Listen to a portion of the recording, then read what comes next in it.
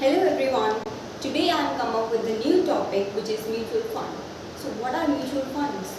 Mutual funds is a special kind of investment which you can invest on different types together. You can do a diversified investment by investing at one point. Asset management company start mutual funds. Basically, you give your money to asset management company and many people like you do so.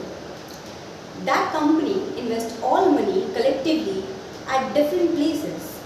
They have appointed experts with their suggestions. They invest the money.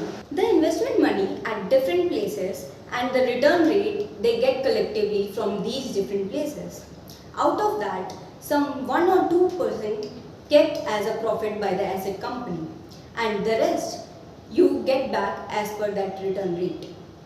HDFC, HSBC, ICICI, Aditya Birla, Reliance, Tata, these are the few examples of companies and banks who have started their own asset management company. It can be of zero risk and also high risk because all this depends on where the asset management company is investing your money. So if that company is investing on stocks, then it will be more risky and you will get more returns.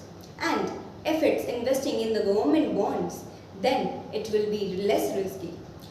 So if you like this video, then do follow us for more daily informative videos and don't forget to share and subscribe our YouTube channel.